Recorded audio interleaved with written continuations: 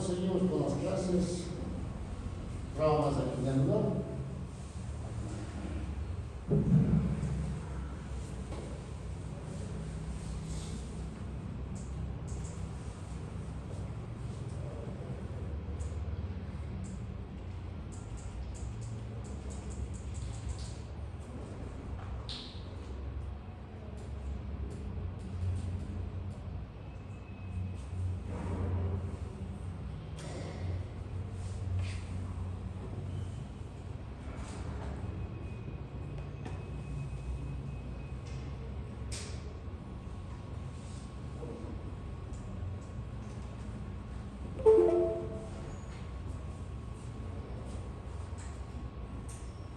Bien, este ya lo vimos, el trabajo de los chicos es menos frecuente la lesión a nivel óseo, sí la lesión digamos a nivel lo que es ligamentario y articulaciones.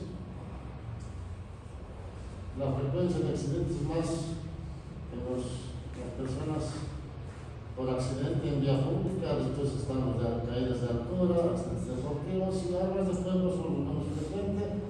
Esto ya dijimos que el examen es el lugar del accidente, movilizar al paciente, hacer el examen físico como en los traumas y el examen del ASI, hacer un examen de traumas aquí medular cuando vamos a tomar en cuenta grupos musculares para ver si hay alguna lesión o no, fundamentalmente para buscar lo que es la parte motora y la parte sensitiva, que es la búsqueda de los dermatomas y los reflexos tendinosos y superficiales.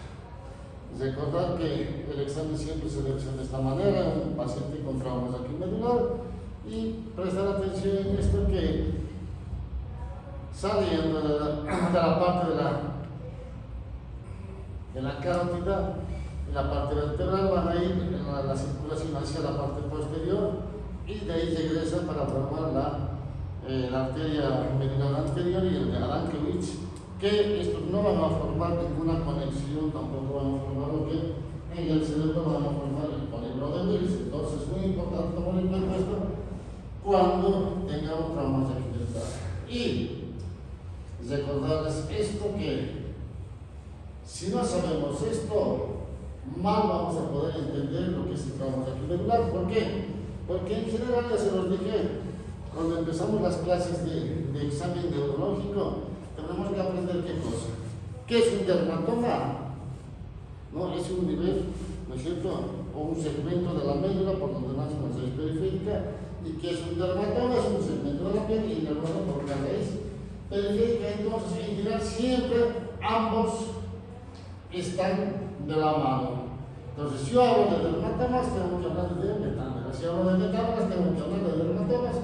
Y lo mismo que el Glasgow, tengo que saber de memoria todos los dermatomas desde C2 hasta S5. Si no sabemos esto, estamos totalmente equivocados y no vamos a poder manejar bien a nuestro paciente. Se puede ustedes que por encima de 10 las lesiones son medulares, por debajo de la L1 son radiculares, y en el intermedio vamos a tener lesiones tanto medulares como raquídeas. Entonces, dentro de la fisiopatología, ¿qué es lo que hablamos? De las lesiones primarias y secundarias, lo mismo que en el T grave.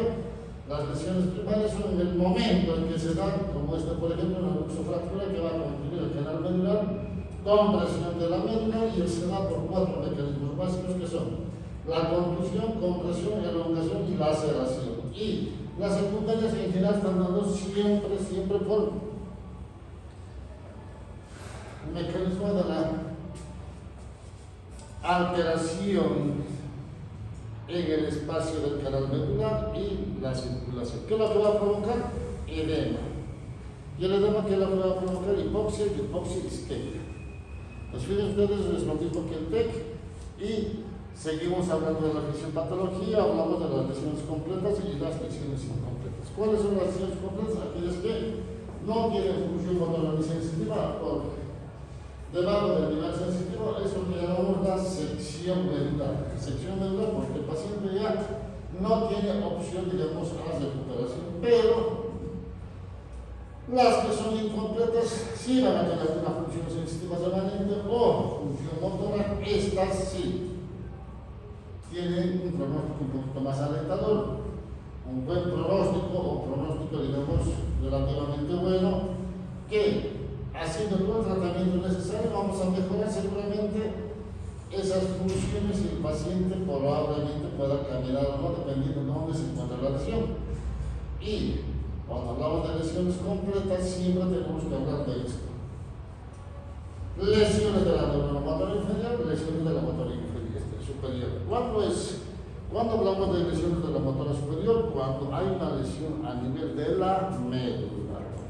La médula que va a provocar contracción del músculo vesicales, que es el detrusor, y alteraciones renales por reflujo, obviamente, y estos tienen un mal pronóstico. Mientras que las lesiones de la motora inferior es lesiones de las raíces. Estos, en vez de contraer el músculo, se va a dilatar la flacidez.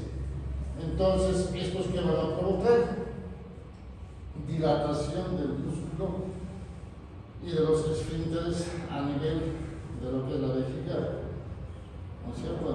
Y obviamente van a tener infecciones urinarias constantemente. Entonces, uno provoca espasticidad y el otro flacidez. Hablamos de lo que son, digamos, la clasificación para evaluar, es el ácido, lo mismo que el Frankel, es más o menos la misma clasificación que va desde A hasta la E: A, pérdida completa; B, alguna función sensitiva remanente pero no motora; mientras que en el C sí hay función motora y sensitiva remanente pero no útil, porque no vence la gravedad; mientras que en el D sí hay déficit pero va a vencer la gravedad, y el D prácticamente es normal, y eso tenemos que marcar, aprender bien. Cuando hay lesión a nivel cervical por lo que es C4 o C3, el paciente no va a poder mover ni los brazos ni los miembros inferiores, una tetraplegia o cuadriplegia. Pero si es cervical bajo, sí, tampoco lo va a mover, pero va a poder mover los hombros. Mientras que si la lesión está a nivel torácico o dorsal, el paciente sí va a poder mover los brazos perfectamente, va a poder movilizarse, pero no los miembros inferiores. Ahora, si la lesión es mucho más baja, tampoco va a poder mover los miembros inferiores, probablemente tenga alteraciones de lo que son los esfínteres, pero va a poder flexionar, ¿no es cierto?, los miembros, no caminar. Entonces, fíjense ustedes que es importante entender todo este tipo de cosas cuando tengamos un paciente con traumas aquí medular, y más o menos marcar el pronóstico para nosotros más adelante, cómo tratar al paciente. No para decir al familiar, no, esto va a ser, no. Es para nosotros como conocimiento, ¿sí? Y señales de buen pronóstico: siempre el paciente que después del accidente, un golpe, ¿no es cierto?, el paciente está todo bien, le duele probablemente la espalda, sí, es lo que no hacemos. Nadie hace esto. Revisión de la región perianal. El paciente puede levantarse, caminar, y de pronto no controla la orina, no controla esto, y qué sé yo. Si un paciente pediátrico, lo llevan al psicólogo, al psiquiatra, al neurólogo, y nunca encuentran nada. ¿Por qué? Porque hay una lesión por el trauma. Entonces, fíjense ustedes que siempre es bueno revisar eso. Y los señales de mal pronóstico son estos pacientes con mucha lesión a nivel lumbar, a nivel dorsal, a nivel cervical. ¿Por qué? Porque hay una sección de invasión del canal medular donde va a lesionar totalmente la médula o casi totalmente, y va a perder las funciones que corresponden, ¿no es cierto? Va a haber ausencia del reflejo cavernoso, ausencia del reflejo anal superficial. Como hay lesión de la vía piramidal, el paciente, ¿qué es lo que va a tener? Priapismo, presencia de Babinski, ¿no es cierto? Entonces, hablamos de las lesiones medulares incompletas. Cuando hablamos de lesiones medulares incompletas, sabemos que existe o va a existir, digamos, alguna función remanente. Entonces, hablamos de lo que son las lesiones centromedulares, la hemisección o síndrome de Brown secuar, el síndrome del cordón anterior, del cordón posterior, el síndrome de Caudequina y el mixto. Cuando hablamos de lesiones centromedulares, ya dijimos que esto corresponde a qué? A una lesión en la sustancia gris, no en la sustancia blanca. A diferencia de lo que es el cerebro, la sustancia gris en la médula está en la parte central y la sustancia blanca en la periferia, ¿no es cierto? Entonces, estos generalmente, ¿no es cierto?, se van a lesionar la parte central, va a depender mucho si es alto o bajo. Si la lesión es baja, en general tiene un buen pronóstico alentador, ¿no es cierto? Y, obviamente, el paciente va a poder mover con alguna dificultad, a veces sensación de edema, hinchazón, comprimido, parestesia en los miembros superiores, ¿no es cierto? Y el paciente, ¿cuándo se presenta la lesión? En general por hiperextensión. Los pacientes que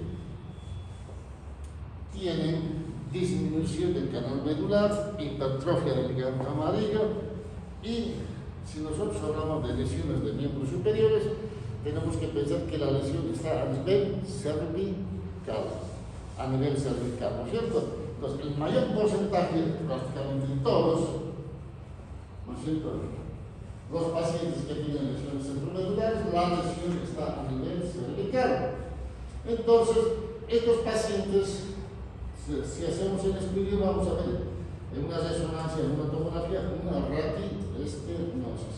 Se pueden ustedes que, dentro de las funciones de la columna y la médula, el canal cervical es amplio con relación al contenido que es la médula. ¿Por qué? Porque tiene movimientos de rotación, extensión, lateralización, ¿no es cierto?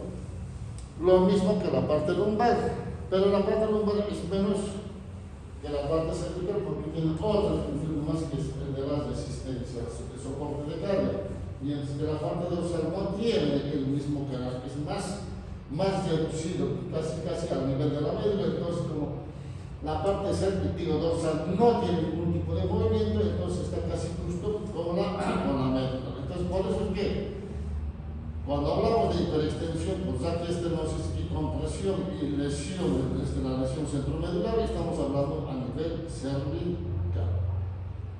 Ahora, si la lesión es a nivel alto, C4, por lo menos C3, seguramente el paciente va a tener mal pronóstico. ¿Por qué? Porque hace edema y el paciente hace una parada cardíaca, un paro cardiorrespiratorio. Entonces, hablamos de este otro, que es el síndrome de Brown-Séquard. Es una hemisección medular. Cuando hablamos de esto, estamos pensando y hablando, imaginándonos que está lesionado la mitad de la médula, y en la práctica no es así. Está lesionado en gran parte, por ahí 1/3, 2/3, pero siempre hay algo que no está lesionado. Pero sabemos que el otro lado está indemne. Y esto en general, ¿en qué pacientes se presenta? Fundamentalmente en los pacientes que tienen accidentes y fractura de ¿qué?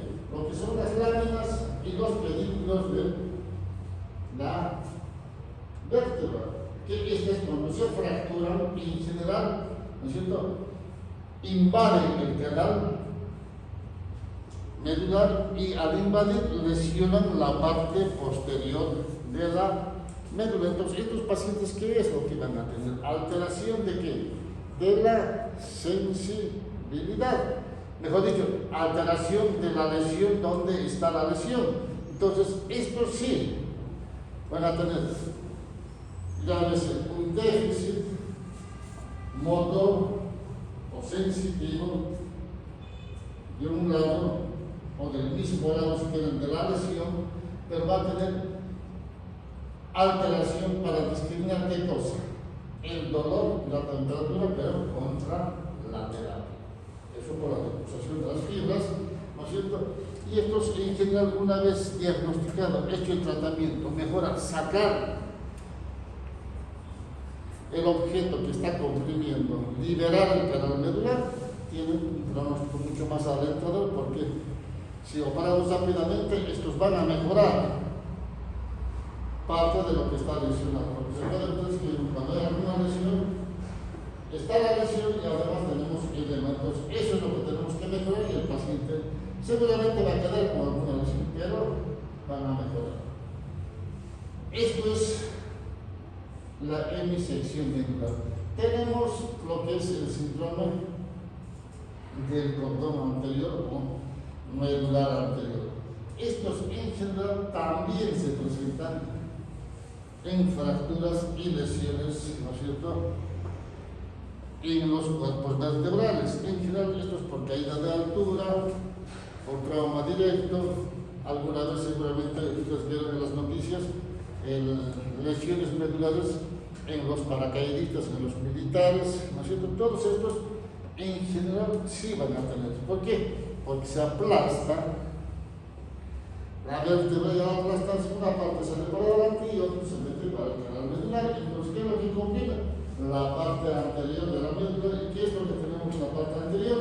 Tenemos la arteria medular anterior, que va a comprimir. Y si comprime esto, no hay ligación. Si no hay ligación, hay lesión. Simplemente por compresión.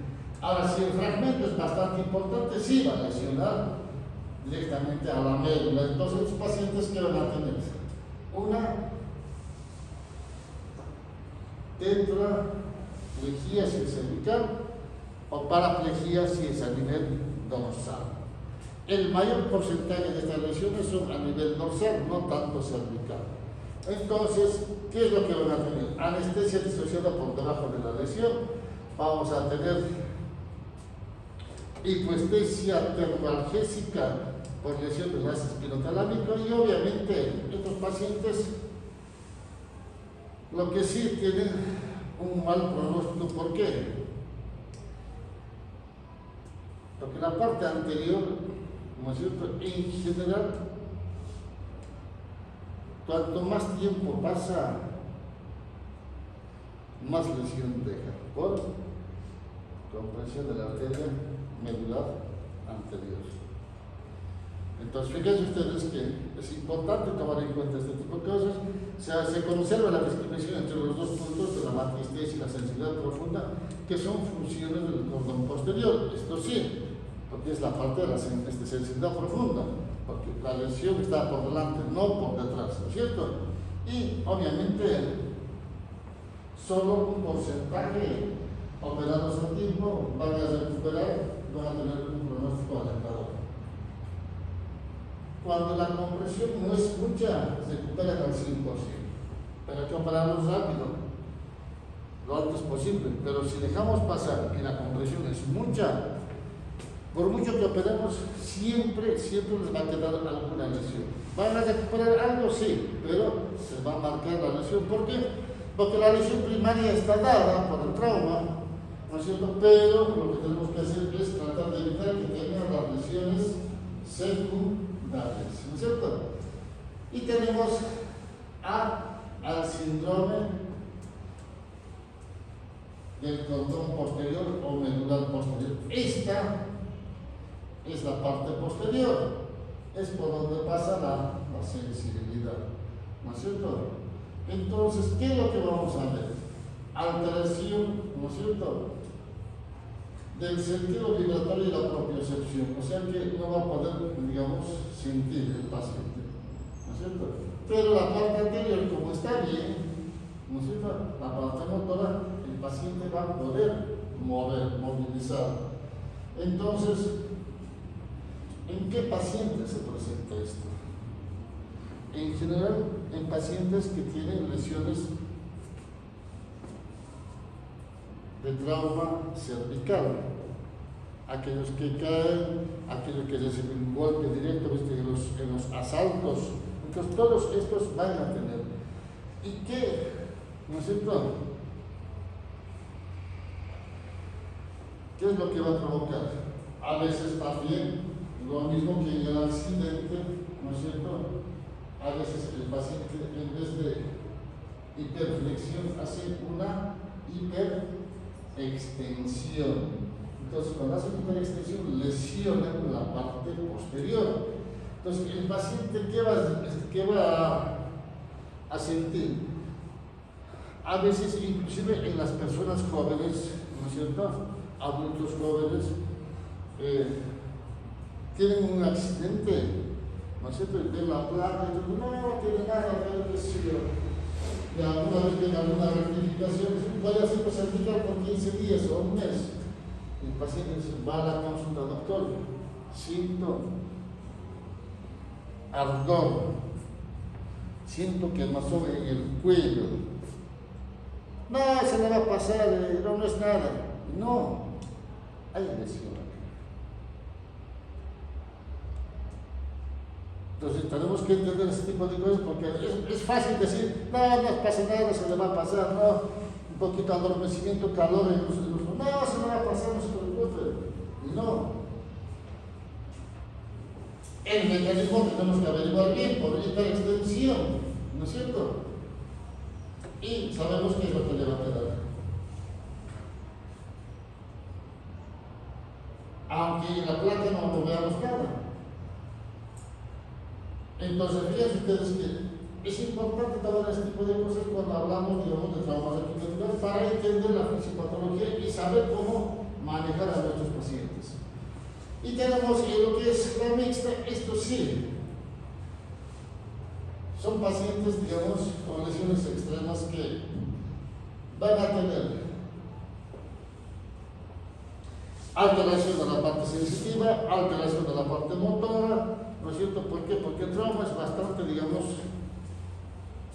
complejo, con desplazamiento, lateralización, desplazamiento, y los pacientes sí, no van a tener lesiones completas, pero sí van a tener lesiones en la parte sensitiva, la parte motora, y es medio complicado tratar este tipo de pacientes que van a mejorar probablemente sí un porcentaje, pero es un conglomerado de lesiones en el contenido del canal medular, que es la médula. Ahora, tenemos esto, el síndrome de Caudequina. Cuando hablamos de síndrome de Caudequina, ¿no es cierto? Estamos hablando de lo que es los síndromes de cono medular y lo que llamamos el síndrome de Caudequina. Normalmente hablamos de lesiones del cono medular porque cuando hay lesión a este nivel, que es el cono medular, la terminación de la médula, va a tener casi las mismas sintomatologías que las lesiones de lo que llamamos el síndrome de cola de caballo. Entonces, si hablamos de lesiones de cola de caballo, ¿qué es lo que vamos a ver? Asfixia de miembros inferiores, ¿no es cierto? Alteración de los esfínteres de la vejiga, ¿no es cierto? Los esfínteres urinarios y fecal, ¿no es cierto? El famoso síndrome o anestesia auxiliar de montar, ¿no es cierto? Va a haber ausencia de lo que es el reflejo bulbocavernoso y anal, y obviamente esto está dentro de lo que son los llamados lesiones medulares incompletas. ¿Por qué? Porque hay alguna lesión que digamos, algún segmento que no está lesionado. Pero esto es una cirugía de emergencia. Se presenta muchas veces con el trauma medular y alguna vez por el trauma mismo a veces sale la hernia de disco obstruido y comprime y provoca este tipo de cosas. Y uno dice, no, tiene hernia de disco, lo programaremos. No. Es muy peligroso dejarlo pasar varios días porque después de operar, sacamos la hernia de disco, descomprimimos todo, pero está todo bien, la cirugía un éxito, sin complicaciones, pero el paciente no mejora. ¿No mejora qué cosa? Los esfínteres. Sigue perdiendo la orina, se le sigue escapando las heces fecales. ¿Por qué? Porque quedó lesionado los esfínteres.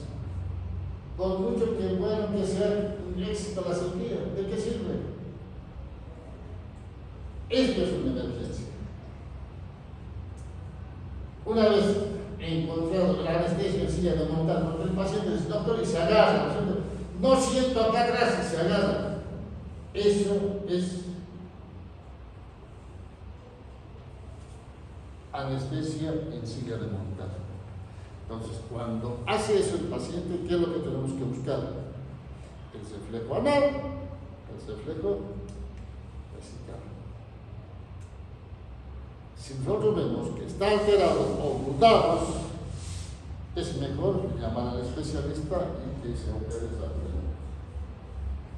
Ahora, si son especialistas, obviamente tienen que actuar rápidamente porque hay que salvar ese segmento. Porque si no lo hacemos, prácticamente, hasta inclusive nos pueden acusar de negligencia porque no actuamos rápido. Porque sabemos que esto es una urgencia, ¿no es cierto? Pero el detalle no es que, digamos, no actuamos rápidamente, sino el detalle es llegar al diagnóstico. Ese es el secreto.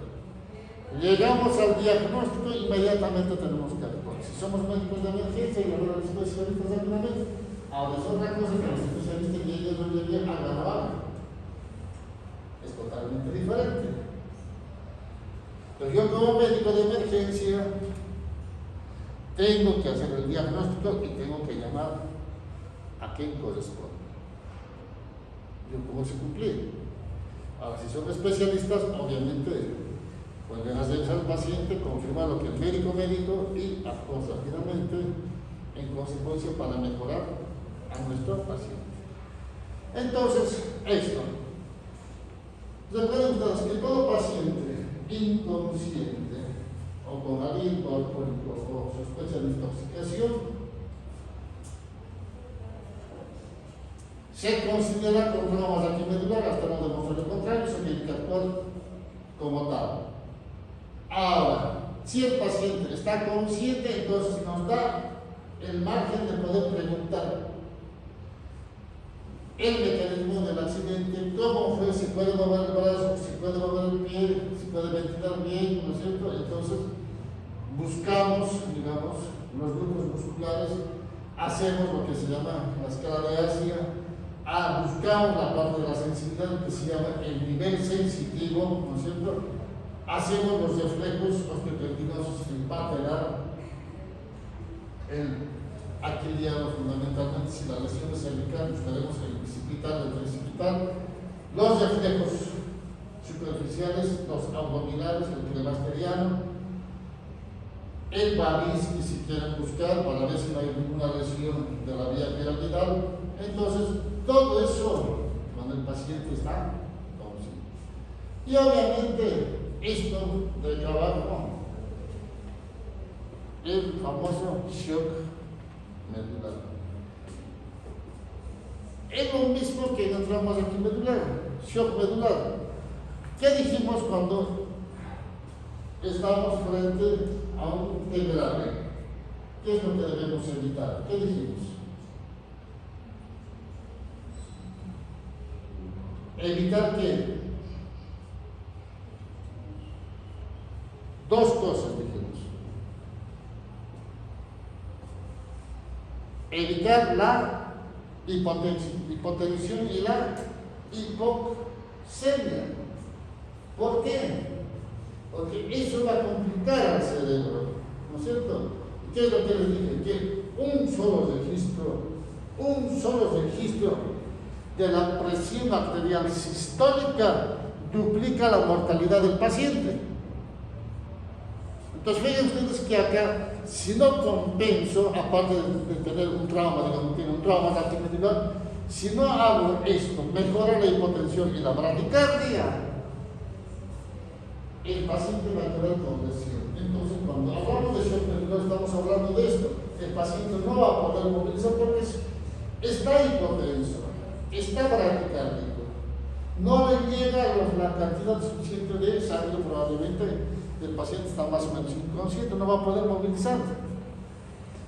Entonces yo veo, no mueve, está parapléjico, cuadripléjico, pero no veo nada en la columna, pero no mueve. Pero si yo estabilizo, mejoro la hipotensión, mejoro la bradicardia, mejoro la hipoxemia, mejoro todas estas cosas, lo estabilizo al paciente, lo vuelvo a examinar, el paciente empieza a mover los brazos y empieza a mover los pies. Entonces, fíjense ustedes que siempre hablamos casi de lo mismo, casi todos los días de esto. ¿Qué es lo que debemos evitar y qué es lo que debemos hacer? Pues fíjense ustedes que si yo no tomo en cuenta esto, que es la hipotensión, la bradicardia, en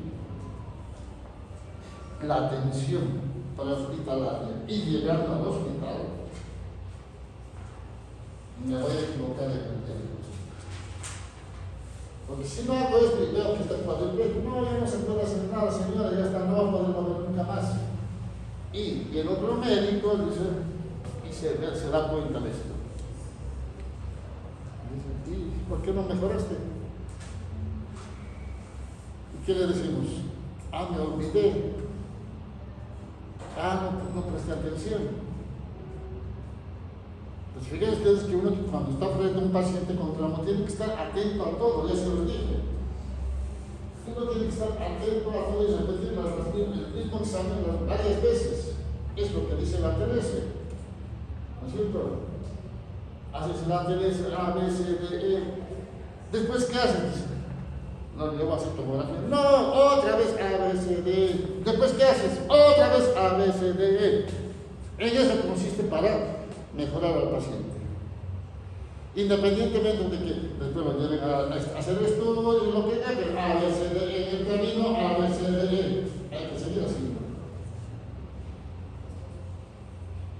Pues fíjense ustedes que todas esas pequeñas, alguna vez amigos, son tonteras, sí, a veces esas pequeñas tonteras salvan al paciente.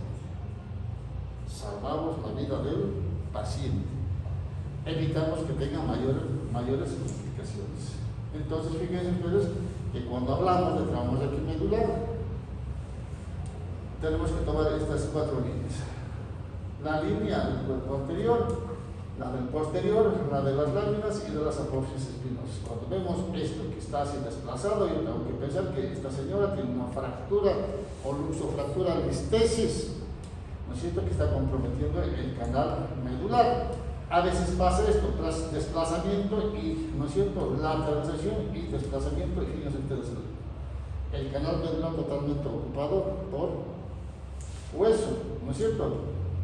Y acá vemos esto, fíjense, está acá y el cuerpo está todavía acá. Se desplazó y se bajó, ¿no es cierto?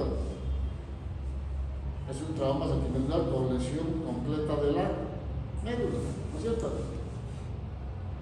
En el tratamiento el abordaje siempre es multidisciplinario. Lo que tenemos que evitar es que el paciente tenga escalas. ¿Por qué? Como no tiene sensibilidad, entonces fácilmente y rápidamente van a ser las escalas. Van a tener infecciones urinarias a repetición, tenemos que evitarlas porque estos van a tener una sonda vesicada. ¿Van a tener problemas pulmonares? Sí. ¿Por qué? Como si tiene la lesión alta, no sé, pero van a tener problemas en el músculo. ¿Qué músculo? Respiratorio. El diafragma, ¿no es cierto? Después, y obviamente esto, apoyo psicológico, a veces psiquiátrico. ¿Por qué? Porque hasta ayer el paciente caminaba y era un gran deportista, hoy sabe y se da cuenta que no va a caminar nunca más en su vida. Estos tipos se psicotizan, a veces tienen tendencias suicidas. Es muy importante el apoyo psicológico tanto del paciente a la familia, fisioterapia permanente, cuidados de enfermería en los primeros meses y tratamiento quirúrgico lo antes posible para probablemente estabilizar la columna y movilizar, no para mejorar las funciones. A veces cuando la lesión es completa, sí, hay que operar rápidamente y recuperar las funciones. Cuando es un tratamiento quirúrgico, en general, si es cervical, se puede abordar por vía anterior o por vía posterior, o ambos, dependiendo, digamos, cómo está la lesión. Y si es posterior, a veces hay que hacer una estabilidad de la torres por la vía posterior. ¿Para qué? Para movilizar precozmente al paciente, evitar, digamos, que tenga mayores complicaciones y tiene que tener una rehabilitación integral. Antes se usaba esto, actualmente aún todavía algunos siguen usando la corticoterapia. Se usaba la metilprednisolona.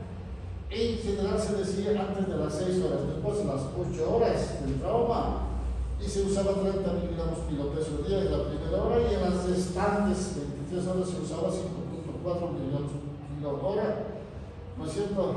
Y siempre decía, cuanto más antes el tratamiento, mejor.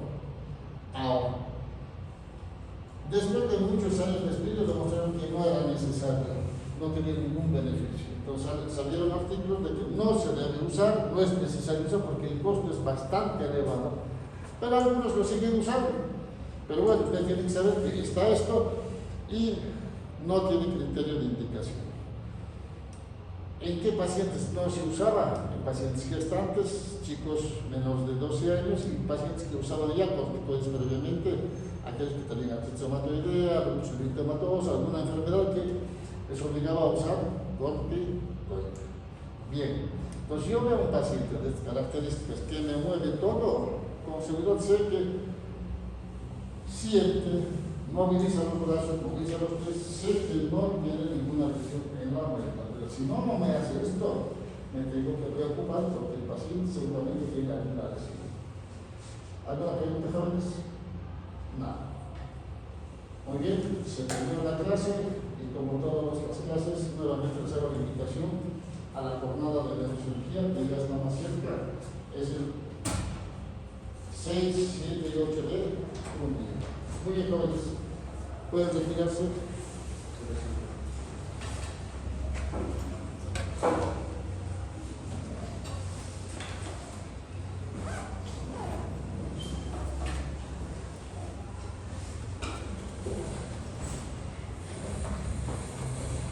Vamos.